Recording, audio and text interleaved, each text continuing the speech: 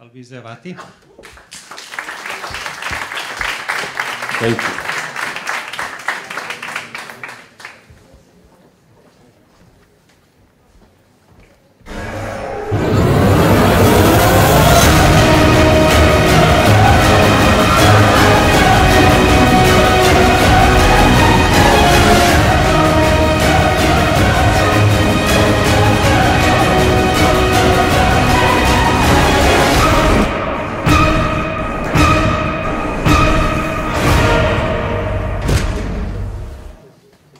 Hello, everybody. My name is Alvise Avati, and I am a professionist animator since pretty much 10 years. I worked for, in these 10 years, I worked for a few companies, and these are the companies I worked for. So I worked for WETA Digital in New Zealand, Industrial Light and Magic in San Francisco. Then I moved to London, and I worked for Double Negative, MPC, and Cinesite. And recently I got back to ILM. They just opened a new facility in London, and we are working on very cool stuff. I can't tell you what, but it's very cool. And it's stuff that comes from galaxy far, far away. So Felix told me that I have to talk for pretty much 9 hours, or 9 hours. So there is plenty of time to talk about me, which is great. So let's start from the very, very beginning. I was born in 1971 in Rome, Italy. And this is me when I was 2 years old. I'm not that different, actually. Yeah, okay. So at that time, I wasn't thinking about animation at all. I developed some interest in animation when I was 27 years old, actually. I don't have the picture of when I was 27, but pretty much how I look now. Yeah, exactly, pretty much the same. So, when I was 27, I was working as a generalist, which means I was doing modeling, texturing, rigging, animation, compositing, a little bit of everything, tracking, camera track. And for some reason, I decided to focus on just one thing. And I picked animation because at that time I thought that maybe animation was a bit easier for me to do than the other things like modeling or rigging, especially rigging. So I decided to go with animation. So when I was 27, it was pretty hard to study, to learn animation, especially in Italy, because internet was quite different as it is now. Vimeo didn't exist, YouTube didn't exist, Animation Mentor, the school online, didn't exist. iAnimate did not didn't exist. So, and even if you want to find animation tutorial online and you go on Google and type animation tutorial, at that time, when I was 27, it wasn't possible because Google didn't exist at that time. So the only way for me to learn animation, it was to go to the bookstore and buy the book, very famous book from Disney, The Illusion of Life. That is quite, I don't know if there is any animator here in the room, but it's a very popular book for animators. So I bought that book and I read it all along. And in this book, there is a chapter about the 12 rules of animation that every animator has to read and learn. So I read the chapter. I read just the chapter, actually. Then I closed the book, and I said, okay, I am an animator now, because I know the rules. And so I said to myself, okay, now I'm going to make a short film, an animated short film. And I locked myself at home. I broke up with my girlfriend to have as much time as possible to focus on that short film. I didn't want to, Did you break up with really? Great, great. Okay. And I made this short film. Now I'm going to show you just a little bit of this film because it's boring. It's horrible. But yeah, let me show you what I was doing in. It was 1997, and Toy Story came out. It was just came out, I guess. So it's very small piece.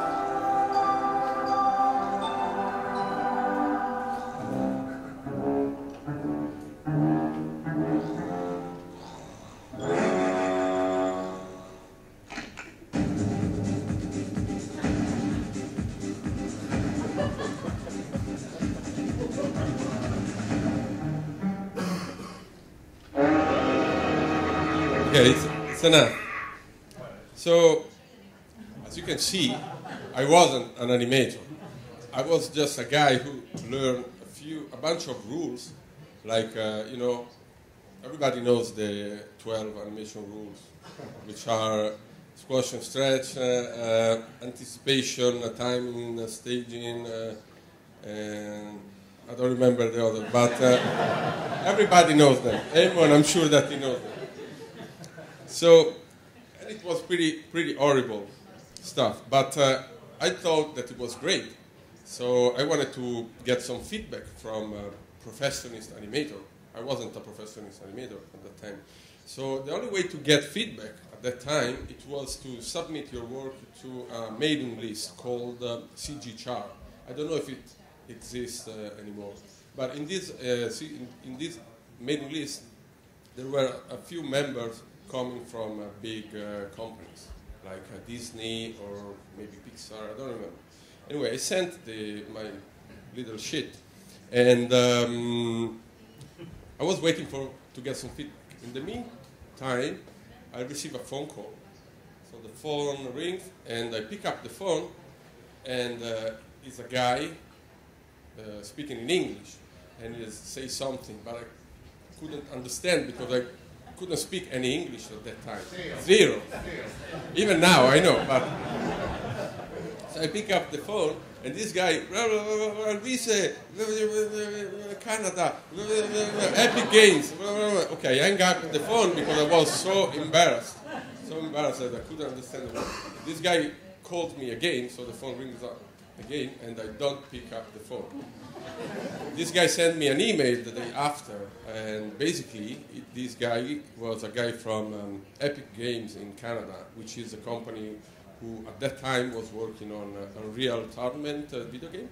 So he was offering me a job as an animator, but I couldn't understand what he wanted from me. So I replied saying, no, thank you, I don't want to come.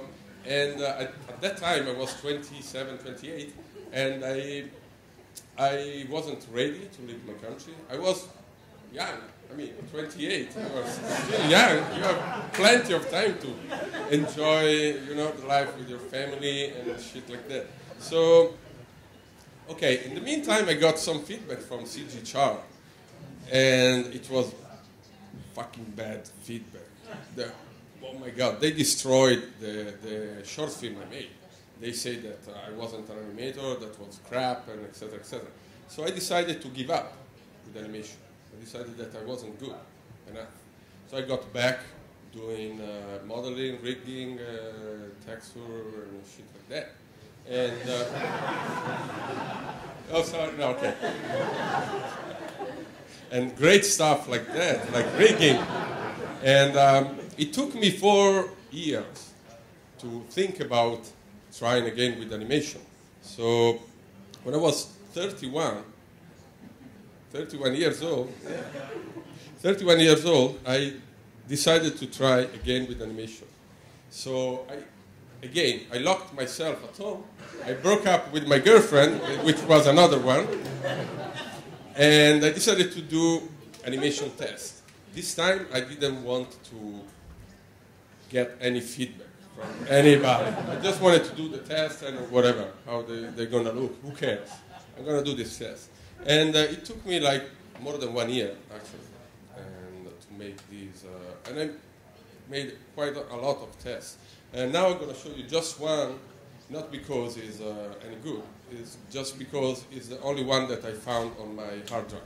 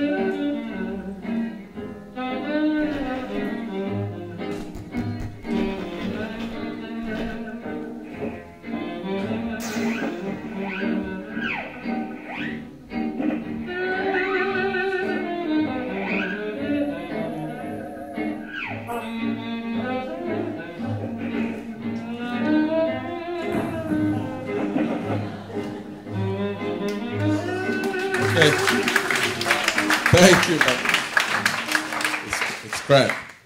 So I made a bunch of tests like this one, put them all together, and I made my first showreel as an animator. And at that time, the only way to show your work and to apply to get a job to a company, it was to send your VHS tape. There was no, YouTube and stuff like that. So I sent my VHS tape to pretty much 25 companies all around the world. And no one replied to this, my videotape submission. Okay, now I want to tell you just a little bit about the importance for me of sharing the knowledge of animation, because I am a self-taught animator. I learn animation, at least the basic of animation at home, like most of the other animators that time, especially in Italy. So for me it's very important now to share what I've learned with other people. That's why I decided to make a few animation tutorials that actually are pretty famous now on the internet among the animation environment.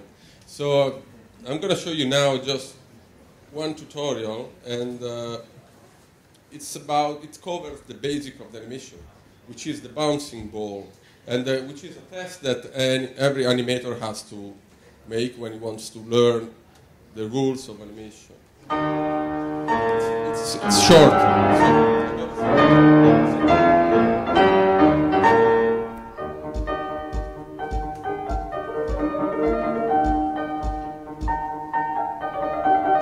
More elaborate, 2 bouncing balls. It's hard and much more complicated.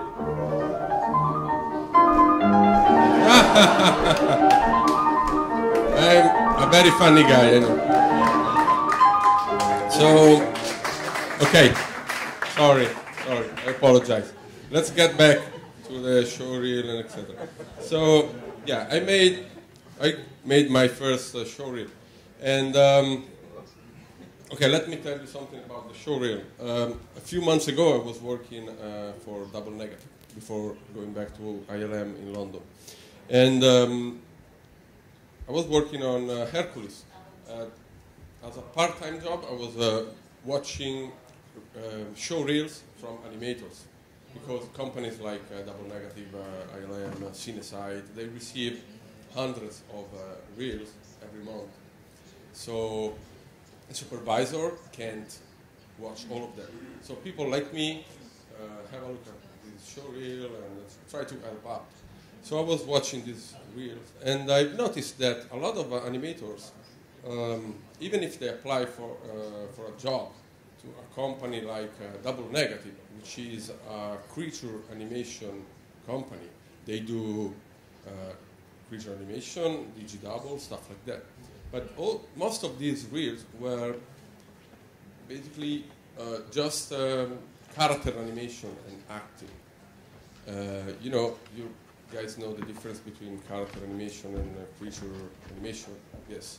So if you want to get a job company like Double Negative, for example, you want to show your skills and you want to show your skills as a creature animator. You want to show your ability selling the weight of the creature that you are animating, the scale of the creature that you are animating, and another important, very important thing is that you want to show your ability in the details, because creature animation, it's different from character animation, especially to me for this thing. It's about the details, and these are the details that make a creature believable.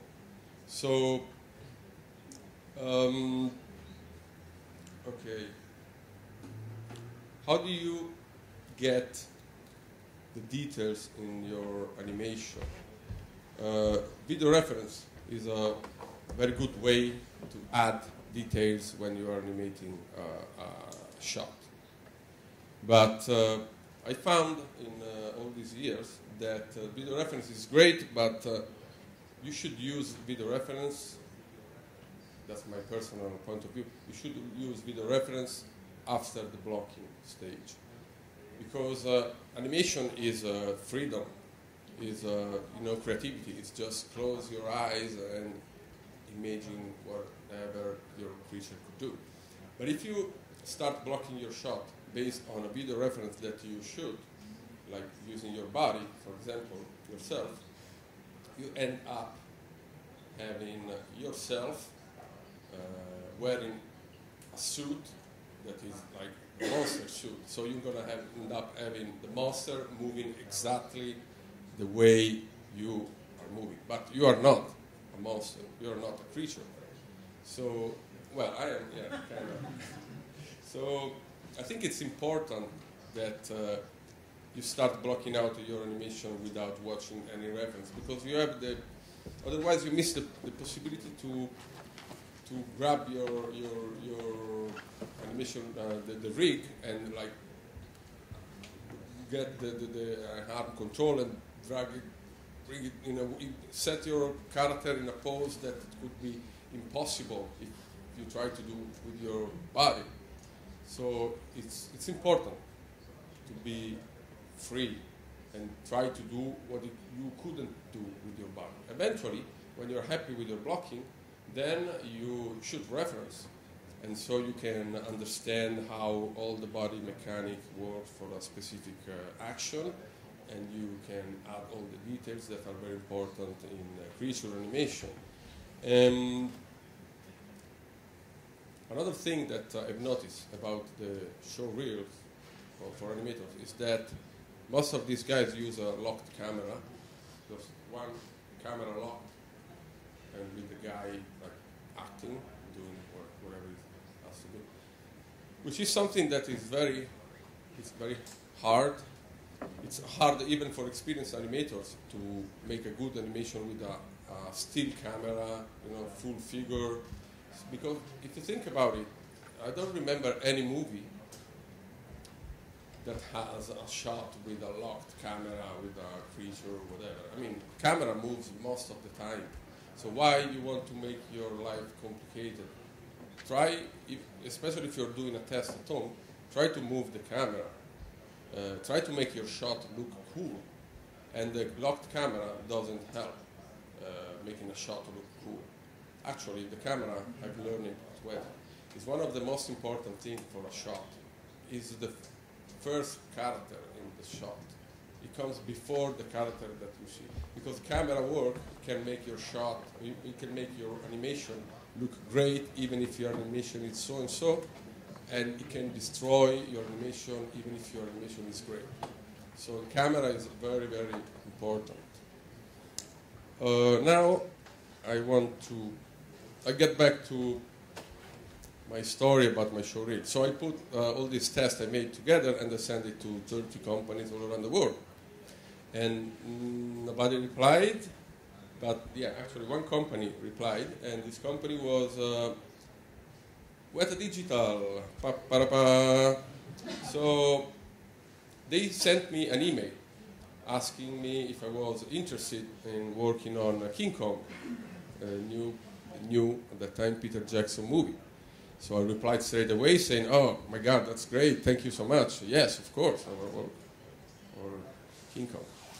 And so they sent me another email the day after, and with other questions. And I replied, they sent me another email the day after, so on for 1 week. Back and forth, emails.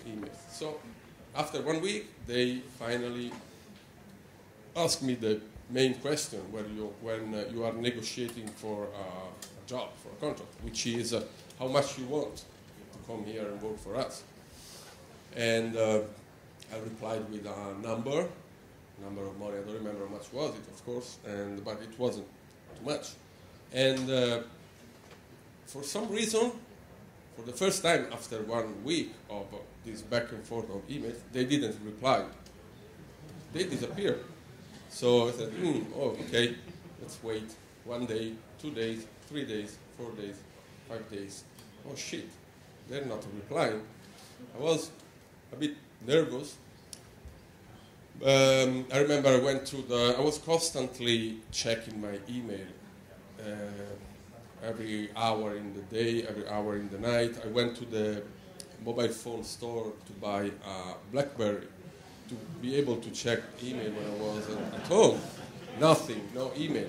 After 2 weeks without any reply from WETA, I realized that, okay, it was just a dream, the dream is gone, and I have to move on, forget about it, whatever, blah, blah, blah. And so one day, I was sitting in front of my computer and I was cleaning up some stuff from my hard disk. And I was actually cleaning up emails and on Outlook. And I've noticed for the first time ever a folder called spam, which I never noticed that folder before, trust me guys. At that time spam wasn't so popular as it is now. So I click on that folder, and inside this folder there are hundreds of emails about people who wanted to sell me Viagra, chalice, and penis enlargement. Hundreds of emails. At that time, I mean, for me it was something new. So I went through all these emails and chalice, Viagra, penis enlargement, chalice, penis enlargement, a lot of emails. And I was wondering why these people want to sell me a penis enlargement. I mean, what do they know about my penis? Why they think that I need a penis enlargement too? Anyway, among all these emails, there was this tiny little email from WETA. And this email was basically saying that there was the contract in this email. They hired me, they gave me the job, but I didn't know about it because the email was in the spam folder. So it took me 3 weeks to know that WETA hired me. So all this stupid story is just to say that, yeah, if you're looking for a job, you don't want to have a spam filter installed in your computer. Absolutely. So, okay. Oh, eventually, I bought a penis enlargement tool. And it works. It really works. Trust me. Okay, so I got the job at WETA. Yoo-hoo! As a junior animator. 31 years old, junior animator. What the fuck? Okay. Okay, so I got to WETA. And I'm so excited because I'm going to work on King Kong. And King Kong fighting the T-Rexes, and it's my first job as a professional animator. I'm super excited. And this is the first shot WETA gave me to animate after 1 week of training, to learn the pipeline tools and all this stuff. And I'm not going to talk about this shit. This is the first shot they gave me to animate.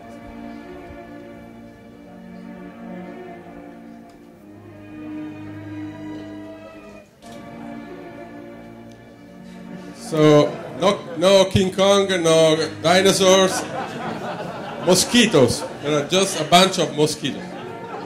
Yeah. So basically, I spent 3 months animating mosquitoes, while all the other animators were animating dinosaur and King Kong, super cool stuff. And I was doing this stuff. Okay, let me tell you something now seriously about what it means when you are a junior, 31 years old junior, coming from Italy. I didn't speak any English, and so yeah, it was pretty hard.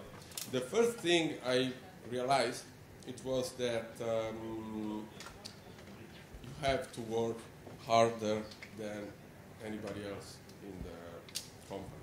So to be able to fill the gap between you and the other animators, the more experienced animators, you have to work harder. Because at the end of the day, it's a matter of experience, so it's a matter of time. So if you work hard, if you work longer hours, you're gonna, the gap is gonna get closer if you're not like dumb or retarded, whatever. So I used to wake up at 4 a.m. in the morning and take the car, go to work, and work till midnight. And that for, yeah, pretty much quite a few months. And but I was happy to do that because I was at WETA Digital. I was working on King Kong, super cool show, and I knew that was the first chance for me, the big chance for me to become a real animator. So at that time, another thing that I've learned besides this thing about working harder, which is common sense, it was that what it makes a good animator. A good animator, I found out that is an animator that he got the shot approved in time, which means that he gets the notes from the client, whatever. He is fast addressing the notes, and he gets the shot approved in time. And this is what the production wants from the animators. Let me tell you in a few words how it works. So basically, as an animator, you get a shot to animate. So you do the blocking, which is the very rough, the first stage of the animation. You do very rough blocking of the animation. And you show it to your animation supervisor. The animation supervisor, 99% of the time, is going to give you notes. So you have to address the notes of the animation soup. You're going to show the shot, your work again to the animation supervisor. If the animation supervisor is happy, he's going to show it to the visual effects soup. The visual effects supervisor is going to give you notes 100% of the time. So you get your shot back, address the notes from the visual effects soup. Then you show it again to the anim soup. Then the anim soup, if it's happy, is going to show it to the visual effects soup. If the visual effects soup is happy, it's going to send it to the client.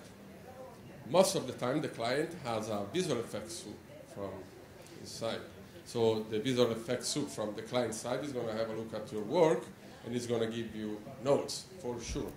So you get your shot back again, address the notes, then you show it to your anim soup, to your visual effects soup, and then you show it to the visual effects soup from the client again. If the visual effects soup from the client is happy, he's going to show it to, finally, to the director. And the director probably is going to look at your work and he's going to say something like, "Oh, it's great, I love it. Can you change this? Can you please adjust this animation?" So basically you're going to get more notes again.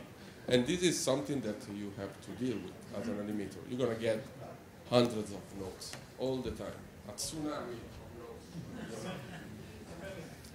I remember one day, one morning, early morning at work at WETA, I was working, and the house, the cleaner, she was vacuuming the floor, and she was staring at my monitor. And at a certain point, she gave me notes. She said, "I think that leg could be more stretched out, you know." So be prepared. As an animator, you're going to get notes from everybody. Okay, so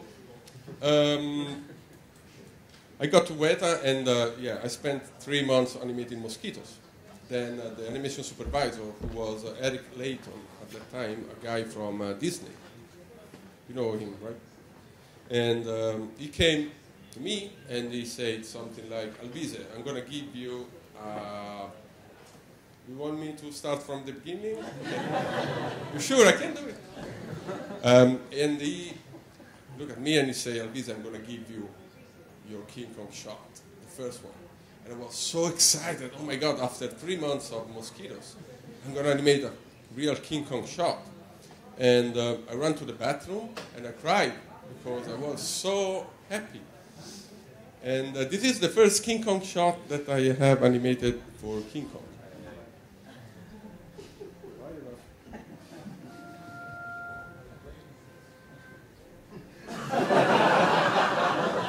Yeah, this is it. Can you guys see King Kong? He's sitting on the top of the tower. So I didn't have to set any keyframe because King Kong is not moving at all. Just sitting there, like this. Just like this. Not moving. So I was quite depressed because, man, this is the King Kong shot they give me. Okay, so I decided to take the King Kong puppet, the rig, animation rig, and animate it by myself because nobody gave me any shot. So, okay, I want to play with the rig. So I did some stupid stuff on my spare time and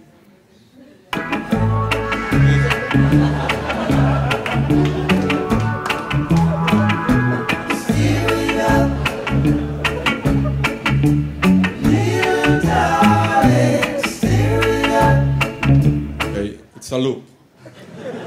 Okay, forever. Yeah. Besides this thing, I was, of course, doing other stuff, but nobody asked me in the company to do that stuff. So I did a few run cycle, and I'm going to show you this one again because it's the only one that I found on my hard drive. It's not any good. But, yeah.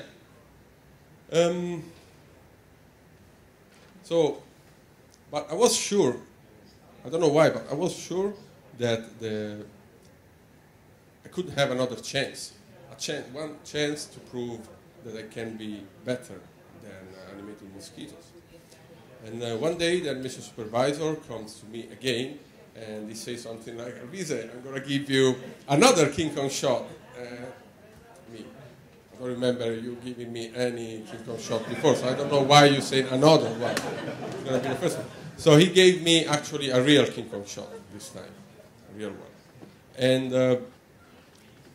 I think that, it's somehow, it's a kind of a test when you are a junior and they give you something more important. It's a kind of, they testing you. If you do it well, which means if you get the shot approved in time, they might give you another stuff that, like this. And so I think I've been lucky because I got the first real King Kong shot, which is the next one I'm going to show you.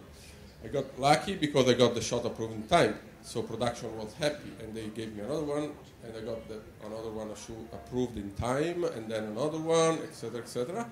And then from being a junior, I became one of the King Kong animators of the team, animation team. And so yeah, I think it's a matter of being lucky, and I don't know what else. But yeah, let me show you a bunch of shots that I have animated for King Kong. It's not everything, it's just the most interesting stuff probably.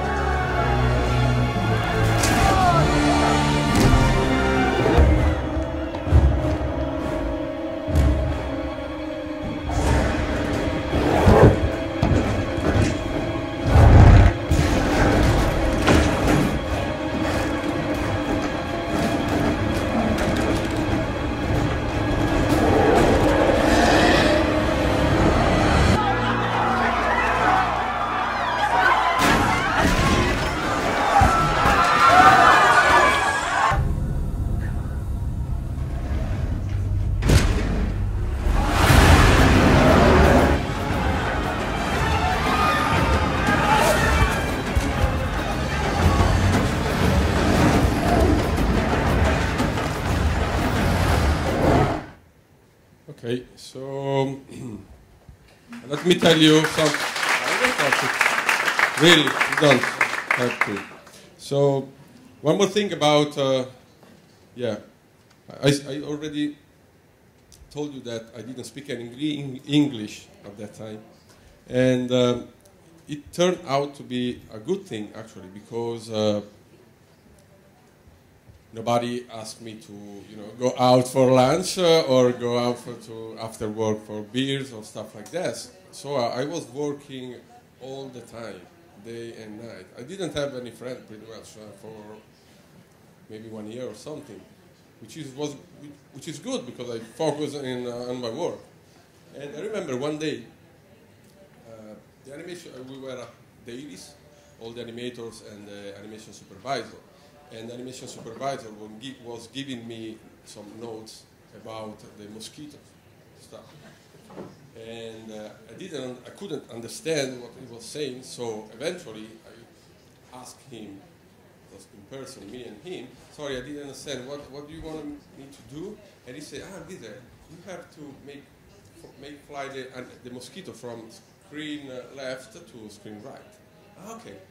The day after, I addressed his note.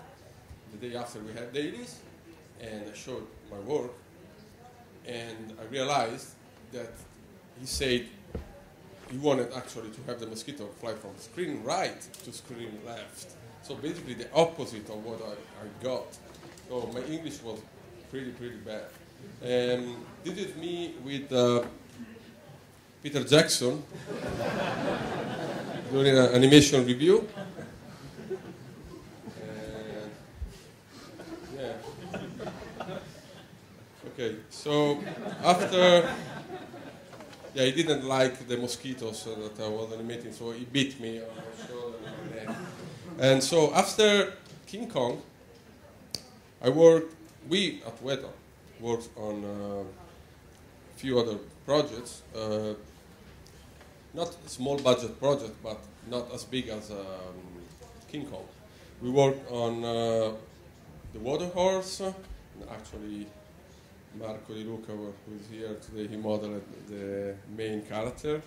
We worked on Aragon. Did you work on Aragon as well? No, they came from my lab, but we yeah. And the Fantastic Four, and we worked on another small budget movie. I don't know, I like it. Small budget movie, I don't know if you guys have seen it. It's Avatar. Have you guys ever heard about it? Really? No. Okay. So I worked on Avatar for not too long, a few months, because we decided to go back to move closer to Italy, because we were expecting a baby. So yeah, we decided to move closer. So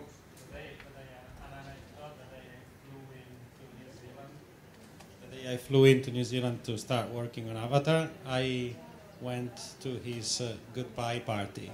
Literally just dropped, they picked me up from the airport. You're invited to a party. So that's where we met, actually.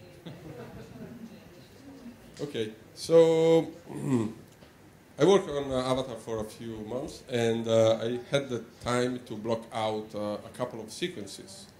I'm going to show you one of these sequences. Okay, I'm going to show you the sequence and then we talk.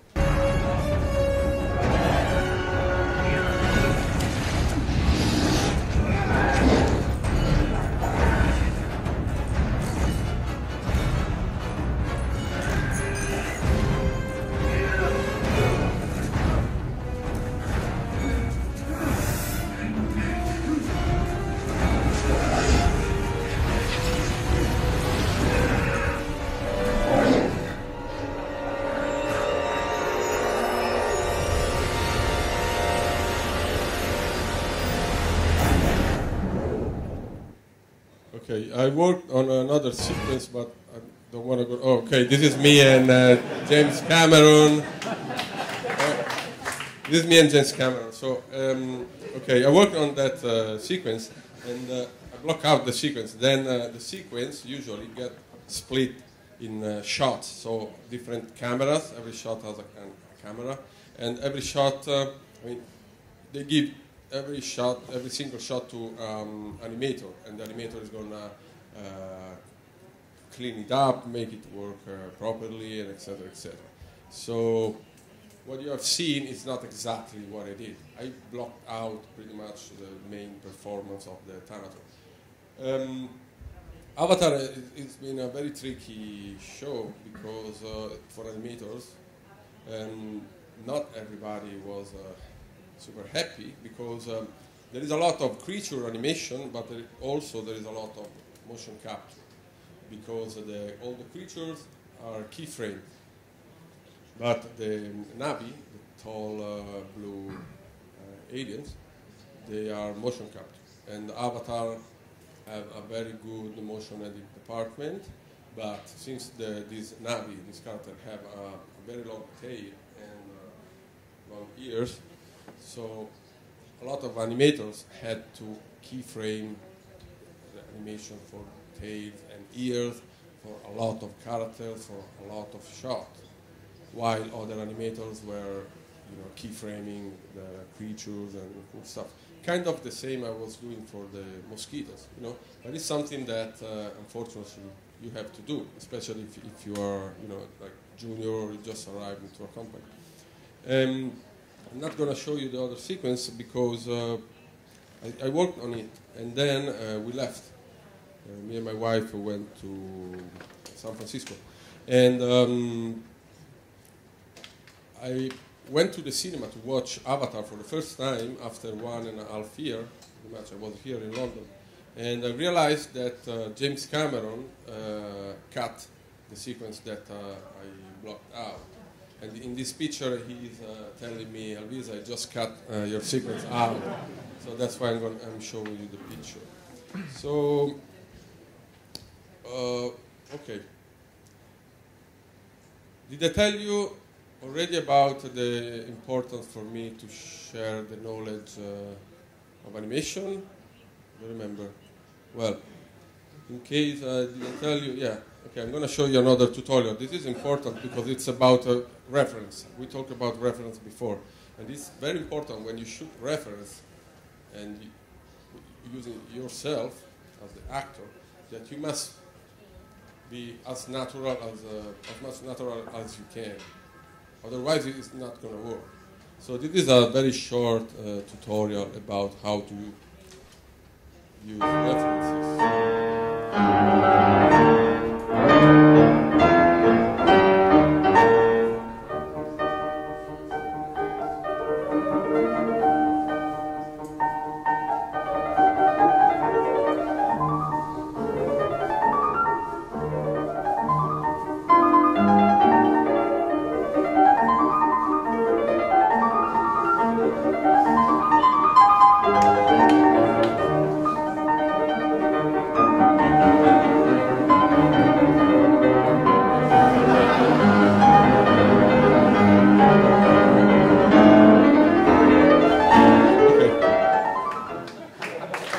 Hey, thank you. Wow.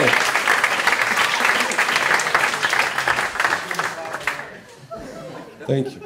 As you can see, you must be natural when when you do this thing. You must be natural.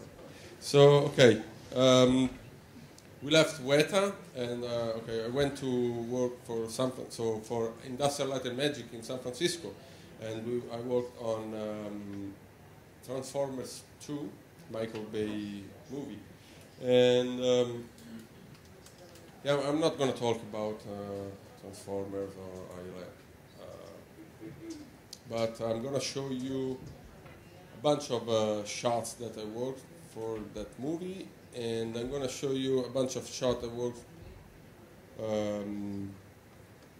when I moved to London, and I went to Double Negative, and I worked with Mr. Eamon Butler here on John Carter. So basically this is a very quick compilation of shots I worked for in these years at ILM, Double Negative, MPC, and Cinesite. There you go.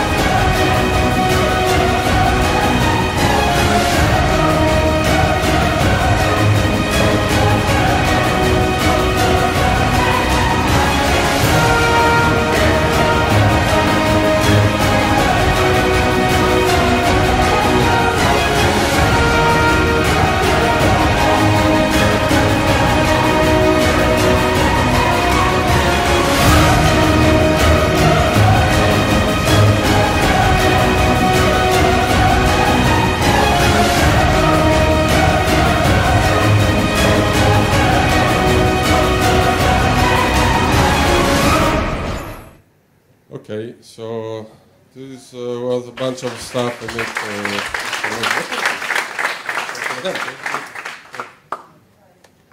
okay, perfect. So this is me with Michael Bay. And okay, this is the only one picture with me and a director that is real, it's not Photoshop, and it's me with Andrew Stanton, you know, the Pixar director. I just want to show you this picture because my head is 1.5 times bigger than Andrew Stanton's head. It's unbelievable. Yeah, I'm very proud of my head. Okay, so now I want to talk to you quickly. We still have 8 hours, right? Okay. Want to talk about, okay. I was wondering myself a few years ago why I wanted to become an animator. And I realized that I wanted to become an animator because I wanted to tell stories, which is, I think, what every animator wants to do. We don't know. We realize it probably later. But the main reason why we want to become animators, and we become animators, is because we want to tell stories. But, you know, you want to be an animator, so you start learning all the stuff, and then you get a job, then you start animating shots, you know, shot after shot, movie after movie, year after year. You forget about it. Or, anyway, you realize that, yeah, you are telling stories, but someone else's stories, not your own stories. So this is something that is quite common after, it happened after many years, like 10, 15 years. I mean, most of the animators I know, they have at least 1 or 2 short film script for short film or feature film or whatever, because they want to use everything they've learned all this time of experience. I mean, we learn so much about animation, we learn about editing, camera, we learn about audio, we learn about acting, so we learn everything that we needed to tell a story. So at a certain point you realize that you want to tell some stories, but your stuff. Which doesn't mean that you don't want to work for the big companies like Cinesite, ILM, etc., etc. You can keep working for big companies and at the same time do your own stuff. And when I realized that I wanted to do my own stuff as well, I realized that I wanted to do the Gawadios. I don't think, guys, you ever heard about Gawadios, of course. And Gawadios means go home after work and do your own stuff. So, yeah. So basically, 2 years ago, I had my first Gawadios experience with me. I don't know. I mean, it was just one day it happened. I got this big Gawadios inside me, and I had to release it. So I ran home after work. I was working at MPC at that time, and I made this very stupid animation. It took me a couple of days, and I'm showing you because I think it's a good example for first Gawadio.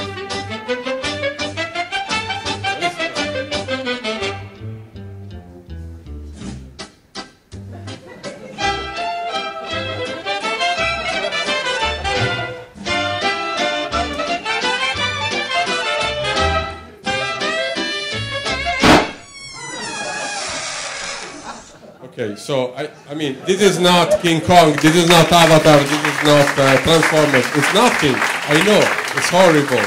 It's a very bad animated model, render, everything is bad.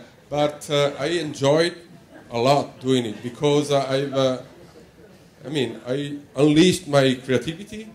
And yeah, okay, I can do better than that. But this is what animation means to me as well. It's not just working for a company and do your shot. It's also doing stuff like this without any sense. Just do it because you want to do it. If it doesn't take too much time to make it. And it took me 2 nights, pretty much, 2 days. So after, this is, okay, the first Gawadios I had. No, actually I had more Gawadios, but I cannot show you because it's not porn, but some, yeah, sexy related stuff. So after this Gawadios, I decided to make another one, a bigger Gawadios this time. And this Gawadios here, I'm going to show you, it's actually a pitch for soft drink commercial, so made for Coca-Cola. So at home, I worked for more than 1 year after work. I was working for MPC, then after work I was going home, I was spending some time with my wife, the kids, and then locked myself in my bedroom and working on my stuff. And yeah, of course with the help of a bunch of friends, of course. I couldn't do this thing just by myself. Maurizio Giglioli, who is one of the organizers of the festival around Felix and Sarah, he helped me out with the simulation of some fluid at the end of the shot. And so I'm going to show you this thing again. Compared to what you guys have seen in all these days, technically it's nothing. But for me, it's been fantastic to work on, and I've learned a lot doing this thing. So check this out. Check this out.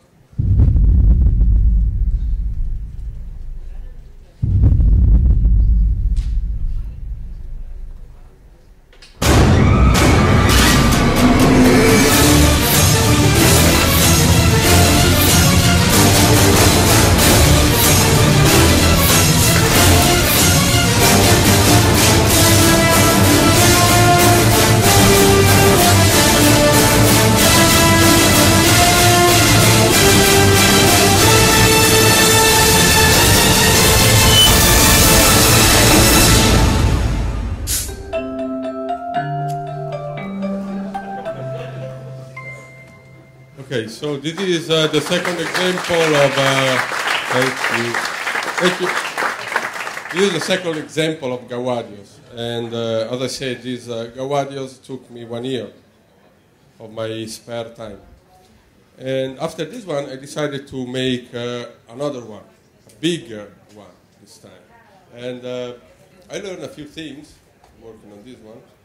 I've learned that if you want to make big numbers on YouTube, you have to make something either funny, very funny, or you have to use cats, or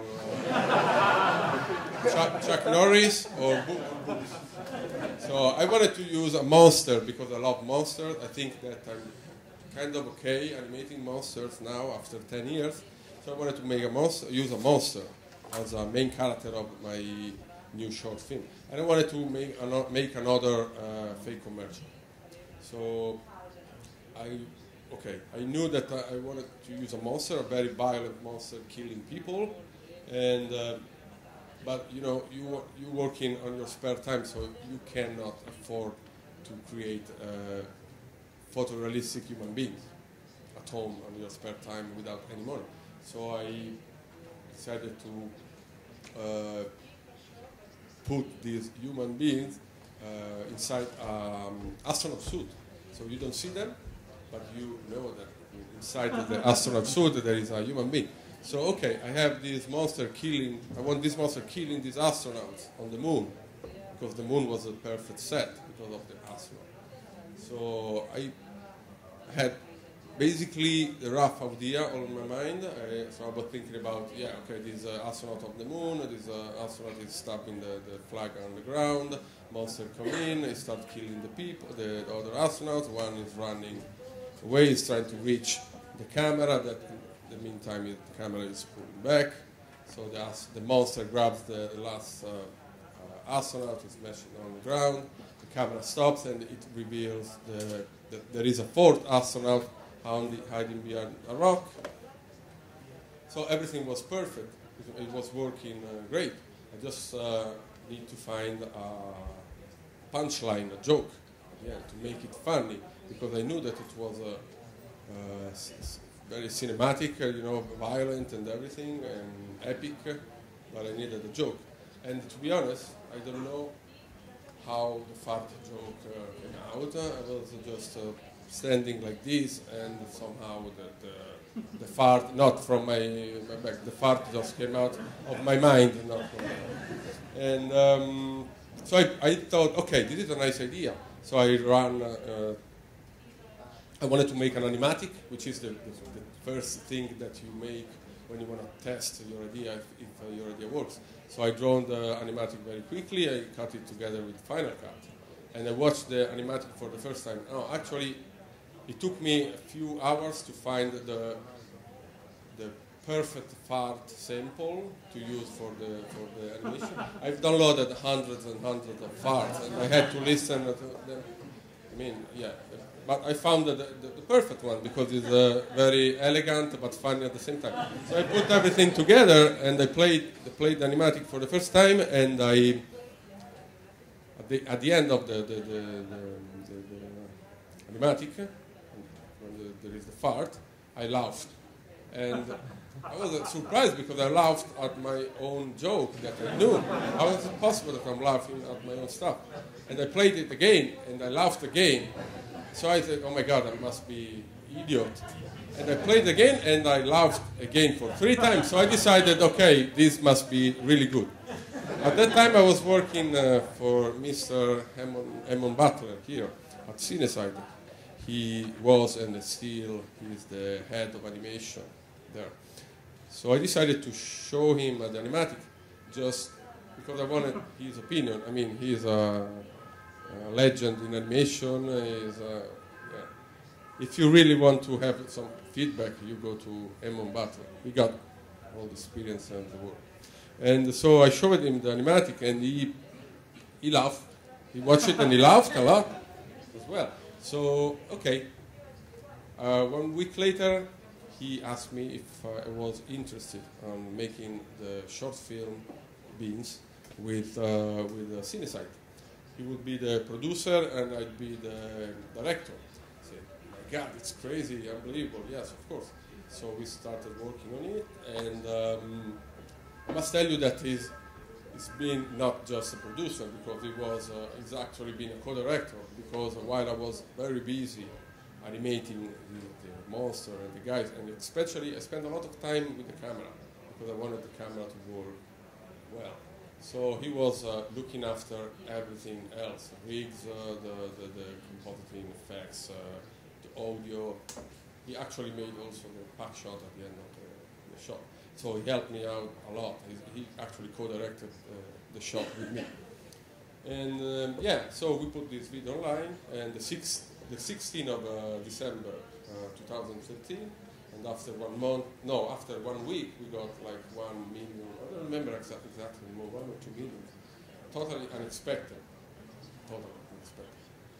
And yeah, now the video hit like 10 million views just from the official Cinesite channel, because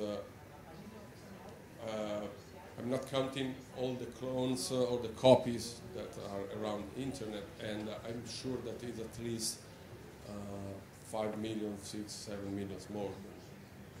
So yeah, it's a lot of views. So everything is totally unexpected. And why I'm saying this, not because I'm cocky, but because everything started from the Gawadios. From I wanted to tell stories, something, and yeah, I made stupid stuff like the dancing bulls or the Coca-Cola, but you never know what is going to happen when you have a potentially good idea. So I had an idea, and I went to Emo, and Emo decided to make it, and we got 10 million views on YouTube, and I got a lot of phone calls from United States, from Los Angeles. I don't want to talk about it because it sounds like I don't want to be. Yeah, but I think that it really makes sense to try and develop your own ideas while you're working for companies. Because especially for animators, not riggers, animators. Because at a certain point of your career, not now probably, but eventually in the future, you will find out that you are a storyteller. If you are an animator, you are also a storyteller. So the sooner you try to develop your own ideas, the better it is. And so I think the first hour is gone, so we have 8 hours left. I'm going to show you those beans because I'm very proud of it.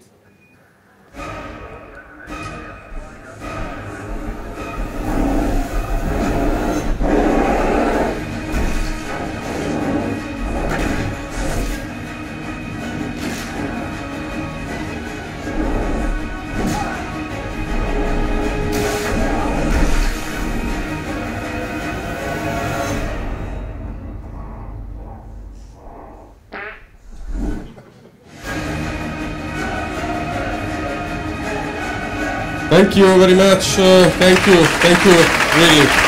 Appreciate it.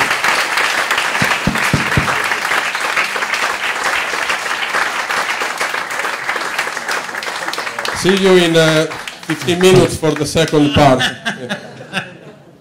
Well, okay, I suppose, I don't know if you guys have any questions. Obviously, one thing is clear, you know. Yes, I have a question. Yeah, okay. What do you want to ask yourself? One thing is clear, I think, you know, one thing, well, the sense of humor or Alvise and the creativity of Alvise is unbelievable, obviously. One thing they have in common, comedians and animators, is timing, right? So, and any questions? Why you are so stupid? 43.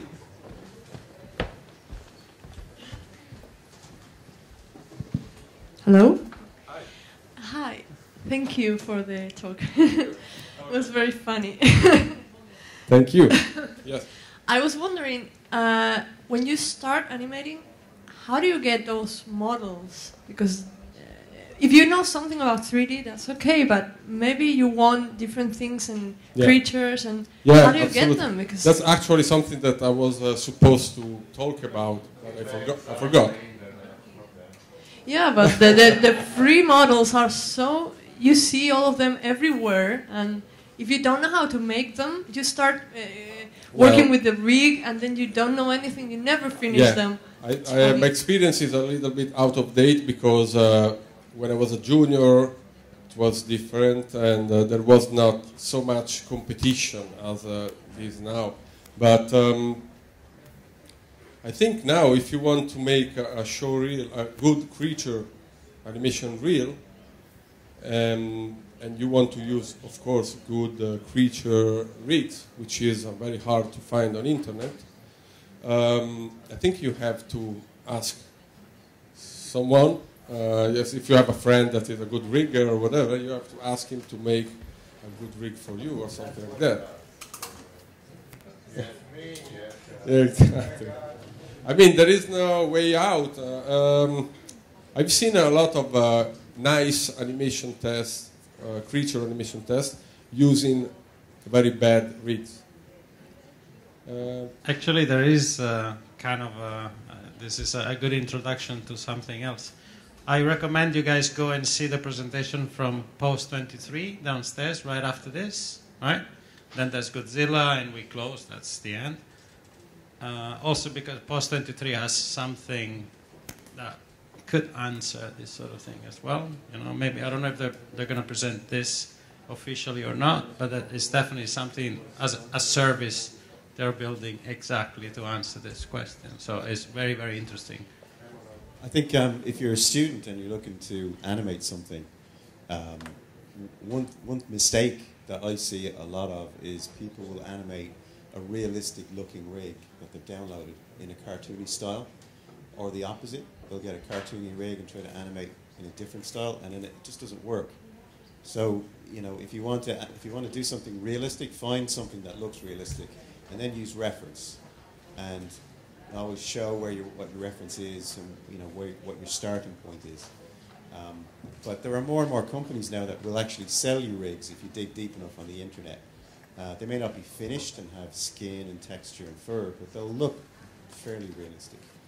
But I think if you're a good animator, you can take a simple, chopped up, squid-like rig and do a good job with it.